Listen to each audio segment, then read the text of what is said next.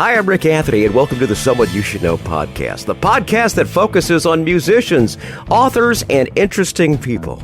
We like to say we're making a difference one artist at a time. So sit back, have a cold one, and get ready to meet someone you should know. We go north of the border on this episode of the Someone You Should Know podcast. Today's guest and I share some common threads. We love to perform, and we were both cancer survivors. He has some new music he's going to share with us tonight, and we thank you very much for tuning in. Here is our good friend from Ontario, Canada, Jeff Orson. Jeff, how you doing?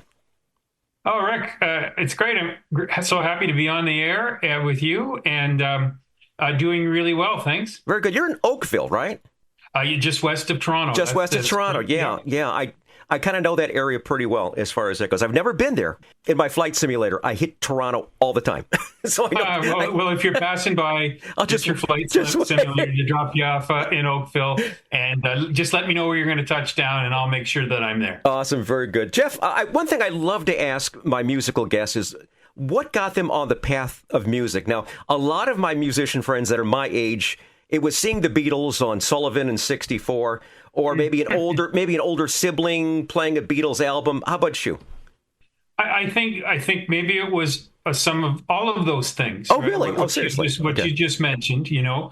But the real thing that got me into music, kind of radio level and newspaper, TV type stuff, was when I was diagnosed with cancer. Oh, okay. Yeah. All right, Yeah. very good. That really brought me back to music. Yeah. As far as musicians that inspired your style of music or what you like to listen to when you were growing up?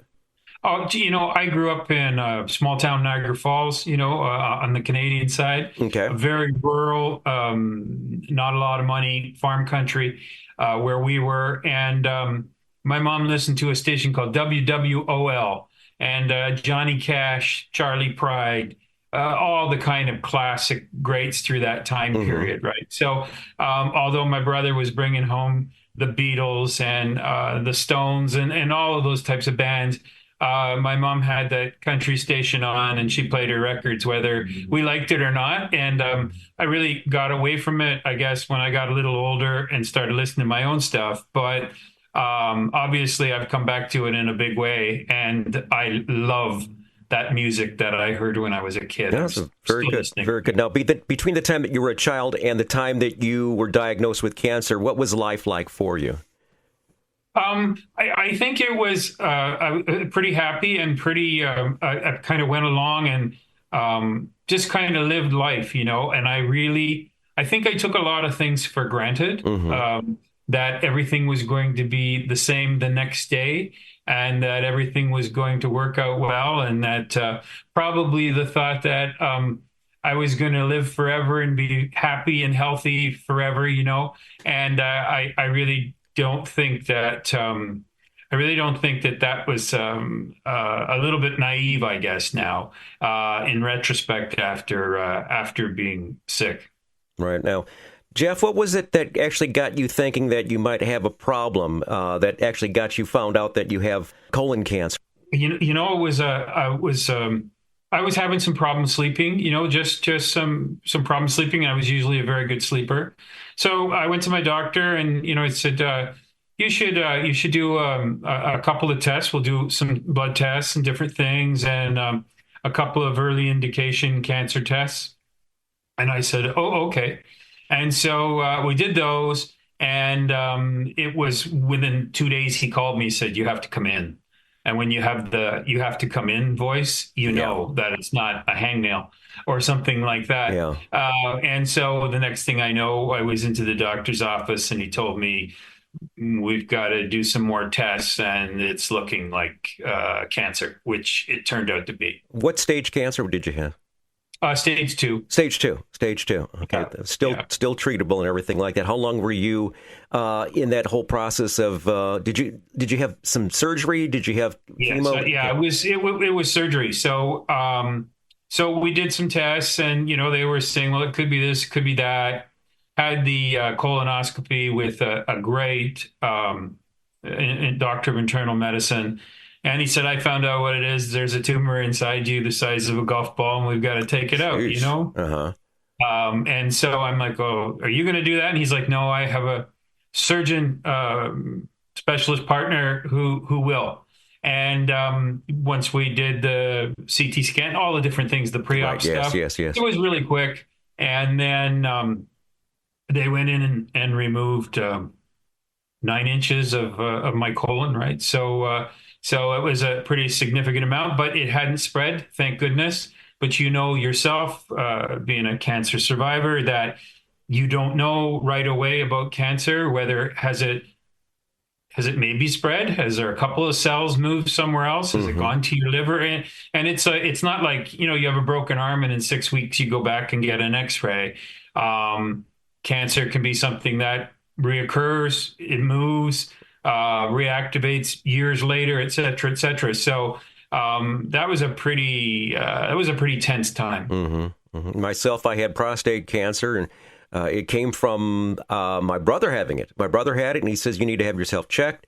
And they started Absolutely. doing the PSA numbers, and the first time they actually did it was like, oh, that's a little high. We're going to watch that, and then it just kept on climbing. And my wife, being a nurse, she says, when in doubt, we pluck it out. And we had cancer surgery. And here it is 3 years later. And all my PSA numbers are negligible, as they say. So it's Oh, that's wonderful. so Congratulations. very, very happy about that. And I'm happy for you as well. Now, Thank you. this whole thing, being in the hospital, you actually decided to follow music again. How did that all transition? Well, when I found out that I was sick, that I was ill, I picked up the guitar again, and I just probably started writing in retrospect to take my mind off being sick, right? Because you know yourself, they don't give you a clean bill of health right after the surgery, right? Like that's not how it works. Right, It's yes. a while to find out if you're in remission and whatnot. So I picked up the guitar, I guess, then just to take my mind off of being sick. And I just kept on writing, I just Hmm. kept on writing. And then I had my guitar in the hospital, right? I thought I don't know how long this is going to go before the surgery. So Yes, yes, yes, yeah. had my guitar in there, and then I was playing, and there was a custodian in the hospital who was cleaning my room, cleaning the floor throughout the surgical ward. And she said, "Hey, I really like your music. Do you mind if I listen?" And I'm like, "No, no, no." I had my door open, and she said, "There's a local club around here that you could take your stuff to. It plays, allows people to do indie acts and stuff like that." And of course, at the time, I had the tubes and all the different things kind of sticking out of me, and I wasn't really thinking about playing anywhere live. I was praying that I was going to live, right? Yes, exactly. But obviously, I thanked her profusely for saying that, which was very, very kind. But that kind of, I guess, stayed with me. And then as time went on, um, I got well, and then slowly started to play and record, and it's been a quite a journey ever since that day in the hospital, for sure. Right, it sure has. It sure has. By chance, do you know the name of that custodian? I know her first name, Uh, obviously, because she had her name tag, uh-huh. but I didn't get her last No, name. that's no No, problem. Well, that custodian, whatever it was, and what hospital was that? We'll give some props to the hospital for. it was in St. Catharines General. Okay, St. Catharines General. So the fine staff at St. Catharines General in Ontario. Marvelous people. Wonderful. Thank you for, of course, taking good care of our friend Jeff Orson here tonight. Now, we've been talking enough here. Let's play some music. I'm sure the listeners are going, come on, play some music, Rick. Okay. First song we're going to feature is one that debuted back in January called Magic in This Moonshine. What's the backstory on Magic in This Moonshine? Backstory was it was a summer day, and I've got a special place that I write in my home. Look out onto kind of a little wooded area and whatnot. Guitar was looking at me. I was looking at the guitar, and I just picked it up, and I came out with a couple lines, and was magic in this moonshine. Now, was the magic because I was drinking? Was it magic because it was a beautiful night? What was it? And I put the guitar down, and I really didn't think any more about it for a couple of days. I wrote it down, recorded it on my phone, just a little line. Yeah. And then sometimes that's how it goes. You get a line, and it sits with you for a while Hmm. before you actually do anything with it. And that's what happened with this. And then it slowly started to become I guess, a first date song, kind of being nervous out on the first date and asking someone out, and then having them say yes, and everything seems to go fine on the date, and they're having a couple drinks and talking all night and having a great time. But that's honestly how it evolves. Sometimes you've got the pen in your hand and you're just the lucky one holding it, and other times you really have to think about it. But that one wasn't too hard. It's nice when you wind up getting that, when all the planets are in alignment and all of a sudden maybe some divine voices, this is what you're going to sing, or this is what I want you to know. It's called Magic in This Moonshine from today's Someone You Should Know podcast guest, Jeff Orson, right now.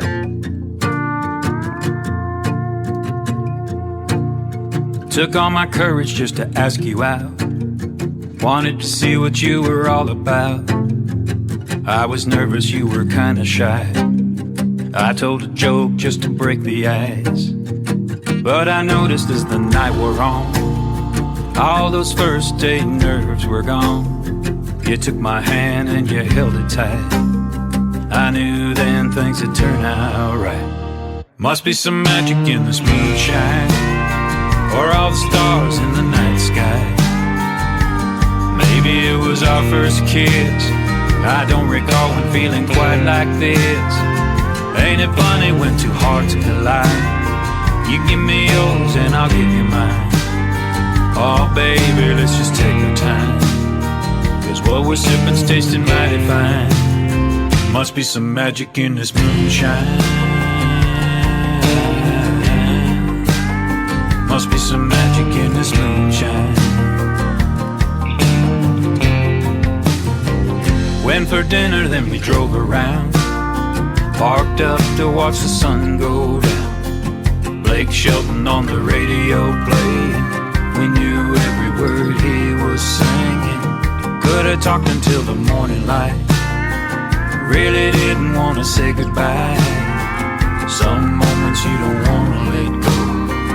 I'm thinking this is one of those. Must be some magic in this moonshine, or all the stars in the night sky.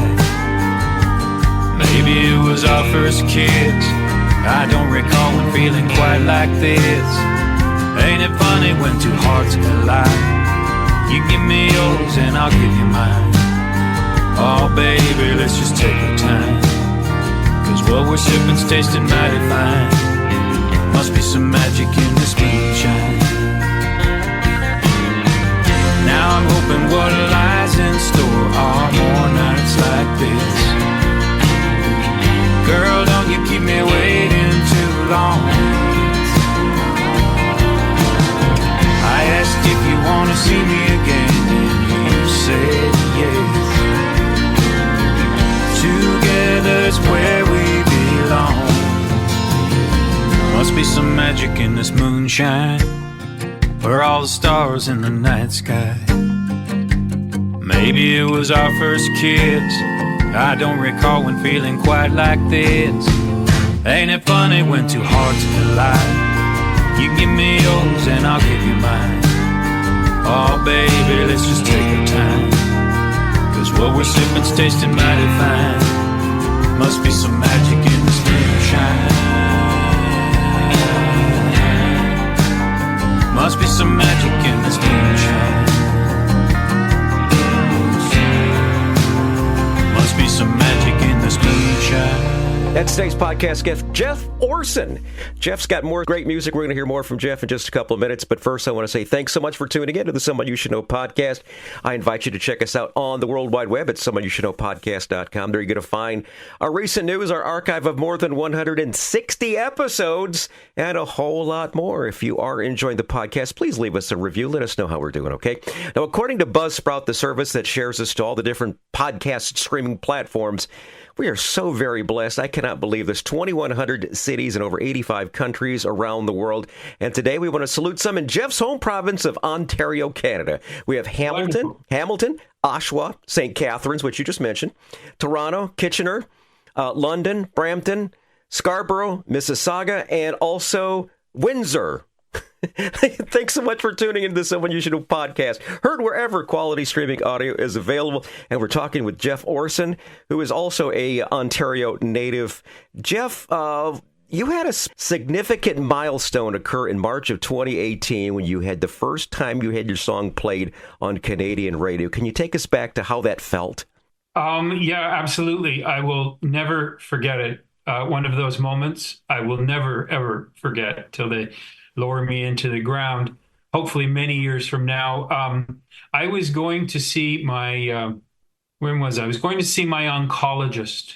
And so I was early for the appointment, and sitting in the car, and on comes Won't Let Me Let Go on Sirius Radio. So, first of all, you've been in radio a whole long time, and I'm sure met all kinds of interesting, famous people and all kinds of wonderful stories and record labels and agents and all the things that indie artists dream of. But for me, I was kind of in shock. It kind of, here I am, I lived, right? I survived, and I'm here for my follow-up checkup with the doctor. And here I am on the radio. Like, it was this full circle of, and I was crying. Don't tell your listeners that, but I couldn't believe it. And then I went into the office and had one of the many follow-up visits, and it was just an amazing story. I'll never forget that as long as I live. It's a wonderful, blessed day, wasn't it? Yeah, it certainly was. And in my case, a lot of times I would record my commercials and such, and it's just weird being at a stoplight and hear a car in the next lane, and my voice is coming out of their radio. It's kind of a weird vibe, Now, a few months after that, your Survivor story took prominent news in national TV and radio. That had to be a little overwhelming. Can you take us through those days? No, I'd be happy to. So, Canadian Cancer Society was, and I've done work with the U.S. Cancer Society as well, played a big benefit in San Francisco there pre-COVID. But Canadian Cancer Society was very, very helpful going through the whole treatment process and whatnot, and frequently asked questions and all the things that people worry about when they have cancer. And so I really wanted to give back. So they said, well, tell us your cancer story, which I did, I guess, in so many words.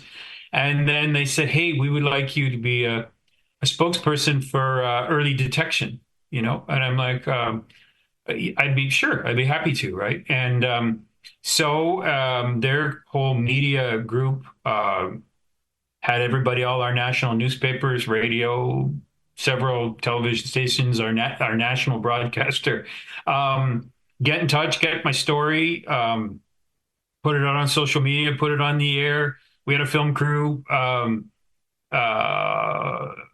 couple different places, but in the living room downstairs. It was pretty wild at the time.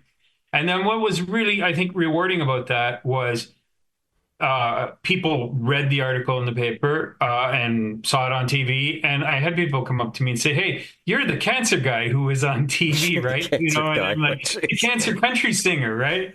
And I'm like, "Well, I don't know if I want to be known for that, but anyways, yes, I proudly am that guy." Yeah. And he said, "Well, I went and got an early detection, or I'm going to see my doctor, right?"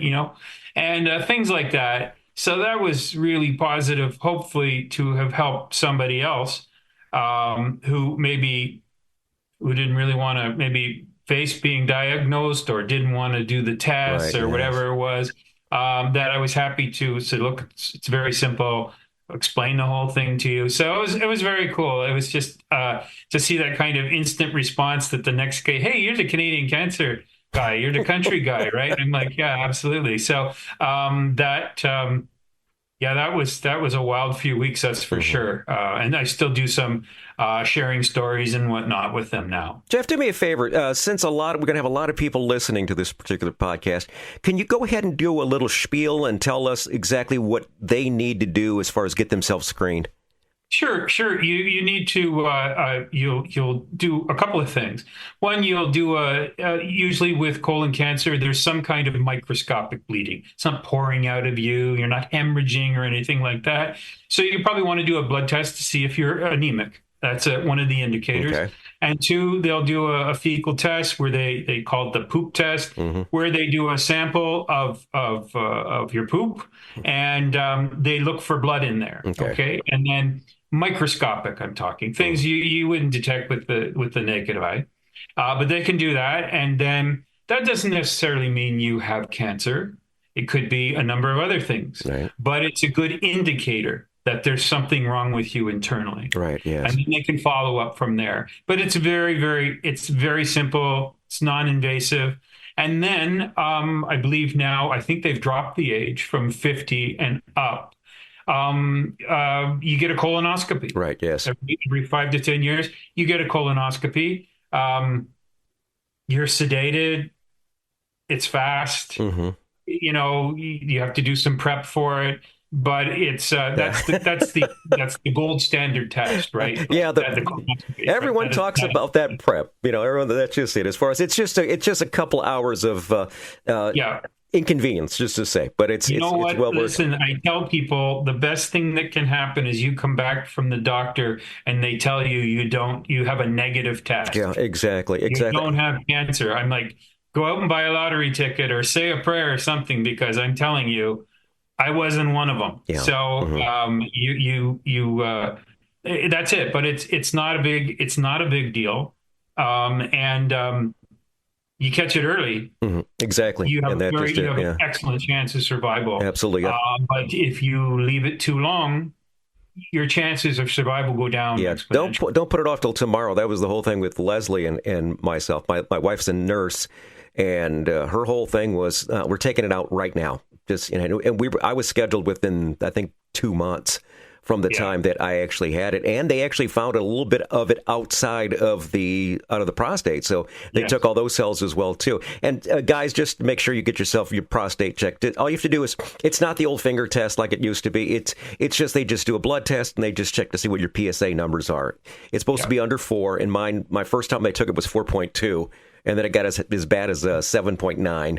So, it was just make sure you get yourself checked. It's such an easy cancer to avoid or to get rid of once you got it. I mean, my brother's doing well, I'm doing well, and you will do well too as far as that goes. One question I have to ask, Jeff, and this is regarding Canadian radio. There used to be a rule that said a certain portion of the programming day had to be strictly Canadian, either written by, performed by. It had to be a Canadian artist or a Canadian act or Canadian topic. It just had to be about Canada. Is that still in place? It's they called the CanCon, which is Canadian content. So, if you want to have, I believe it's 30% now, or 30, so somewhere in that neighborhood, which helps Canadian artists get played on the radio, or not just music, but let's say you're a Canadian film producer, you know what I mean, making a motion picture or whatever, I don't know, whatever, a video or whatever it is, that it's made in Canada or written by a Canadian. There's different things, like it can be recorded maybe somewhere else, but it has to be written by Canadians. So there's a kind of some rules, legislation around it. But that's still in place. Although I believe in recent years that CanCon has slipped a little bit as far as the percentage, but still there. Yeah. Good. I mean, that's pride in your country and pride in your countrymen, as far as that goes. Another song in your repertoire is a rocket little country tune called Country Going On. Can you tell us the backstory on Country Going On? Yeah, absolutely.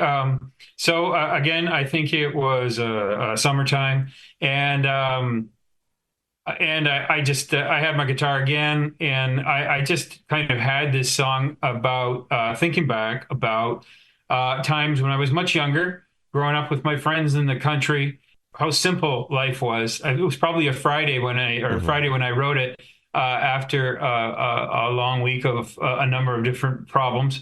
And so I thought, wasn't life simple back then? You got together, you listened to some music, you had a party, you had some friends over. It wasn't anything fancy. We didn't have any money or very little money.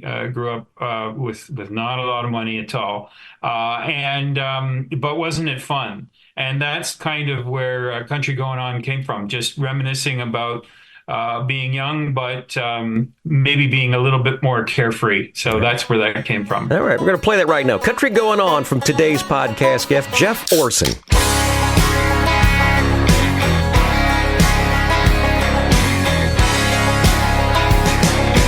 Bobby drives a Chevy, my boy Randy has a Dodge. From Friday night till Sunday morning, they're parked on my front lawn. We got George and Hank and Willie playing all night long. Eat some barbecue, sip a beer or two. We got some country going on. We got some country going on, probably till dawn. 'Cause it's 3 a.m. and we're still going strong. Tell all your friends and neighbors they're welcome to come along. 'Cause it's plain to see there's nowhere else to be when there's country going on.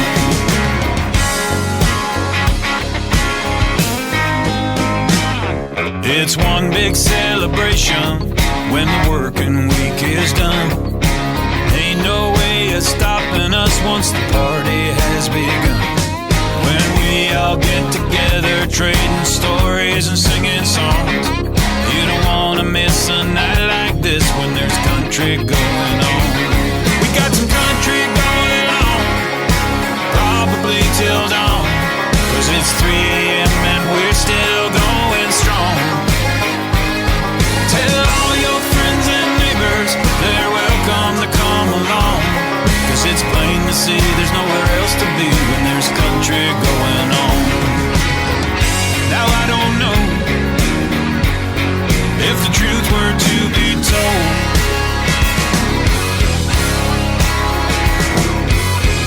that we could fit any more folks on that old front porch.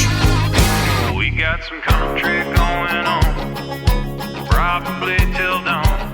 'Cause it's 3 a.m. and we're still going strong. Tell all your friends and neighbors they're welcome to come along. 'Cause it's plain to see there's nowhere else to be when there's country. When there's country going on.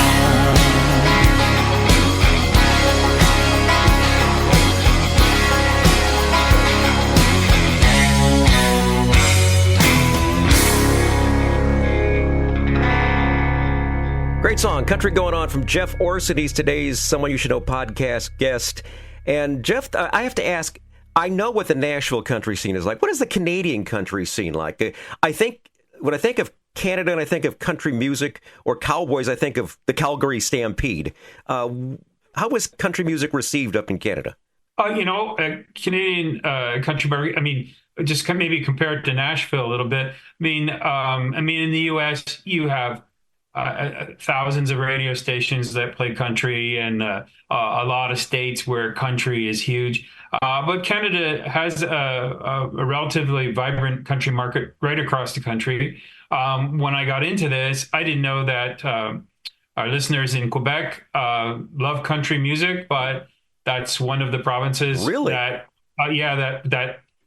plays all my songs, right? Really? So, they really enjoy country music there. So wonderful market there. Ontario, very strong market. When you head out west, the Calgary Stampede, obviously, still one of the largest rodeo events in the world. It's just amazing. I watched it. A large part of it last year. Is just amazing. How they do that stuff, jumping off horses and all that. It is just incredible. But they have they have some big concerts and acts there as well. Yes, and we have our kind of Boots and Hearts, which is our largest Canadian country festival, July, August, sometime in there, which is huge. A1++ acts, Luke Combs, people of that caliber. Right, yes. Right? So I would say it's very good. Obviously, I think it's a much smaller market, 38 million people versus 380 million in the U.S. I mean, population-wise. But seems like everybody knows everybody, which is kind of cool because it's that small town feeling that I grew up with. But very vibrant for sure. Awesome. Very good. Very good. Thanks for sharing that. The next portion of our show is one of my favorites. It's called Tales from the Road. Those are those infamous road stories of getting to a gig, something that happens at a gig, something that happens after a gig. What would you say your Tales from the Road might be, Jeff? Oh, I've got a number of them. Some can be shared on radio. I guess some can. But so here I am. I'm the closer in Miami, open air club, beautiful place. And gorgeous night, no rain, 80 degrees. I mean, and it gets no better. Wonderful crowd, great PA. Everything's wonderful going along. So I'm playing. People are buying CDs. They're drinking wine. It's just amazing. Just a love-in, right? Mm-hmm. Beautiful. And all of a sudden, I see these flashing lights over my shoulder. And I'm like, uh-oh, well, maybe it's an ambulance next door to the club or something like that. Oh, no. It's after midnight, and the club has broken its noise violation. And the Dade County Police are there shutting the club down. And here's the big Canadian guy up on stage doing his thing. And the host comes out and says, Jeff, we gotta stop the show. And I'm like, you're kidding me. It's like, no. He says, the neighbors have complained and it's too loud. And I said, I gotta stop playing or we gotta stop the show. He says, well, no, you don't have to stop the show, but we gotta stop the amplification. So I said, tell the cops, give me 30 seconds. He says, sure, no problem. So I got on the PA, and they're a younger crowd, lovely, lovely people. And I said, everybody, can you bring your tables and chairs and everything close to the stage because they're going to shut off the PA and I want to finish my set. And so you see all these people pushing their chairs, picking up their chairs, cramming around the stage, right? And off goes the amplification. Mm-hmm. The lights are still on and everything. Finish the rest of the set. Everybody applauds. People are hugging me. Oh, that was so great that you stayed with the show. Da da da da da da da da da da. And turned a lemon into lemonade. There you go. That's wonderful. That's wonderful. That's what happened. Very Crazy. good. That's a good one. All right, very good. Let's talk about your social media where people can find out more about what you got going on for the rest of 2024. Sure, absolutely. Real easy to find on social media. One is my website, www.jefforsonmusic.com. It's got everything on there, interviews and photos and all the rest of that stuff. And then social media, 3 ways. Facebook, Jeff Orson. Mm-hmm. Instagram, Jeff Orson Music. Okay. And Twitter, at Jeff Orson. And you won't find many Orson, Orson. Like, I don't know. There's not a whole lot of them in the world. And there isn't another Canadian singer or a country singer with that name. So if you type Orson in, you'll come up with Jeff Orson Country Music. That's it. Awesome. Very good. Jeff, it's been a delight to talk to you, man. And I really and truly am very happy for you that you're succeeding and you're thriving and you're healthy. And I'm so glad to add you to our growing family here on the Someone You Should Know podcast. Oh, Rick, it's been a pleasure. I'm happy that you are doing well and thriving and doing what you like as well. Obviously, it's a great story, and I'm happy we're both able to share each other's. So that's been fantastic. And thank all your listeners for tuning in and having a listen to your podcast. Hi, this is Rick Anthony, thanking you again for listening to this episode of Someone You Should Know. Now, if you're an aspiring musician or an established musician that's looking for a little exposure, I invite you to drop us a line at someoneyoushouldknowpodcast@gmail.com. That's someoneyoushouldknowpodcast@gmail.com. Also, I invite you to tell a friend about the Someone You Should Know podcast. I thank you for tuning in this time, and I invite you to check us out next time on the Someone You Should Know podcast, because you never know who's going to show up. Until next time, remember, God loves you, and so do I.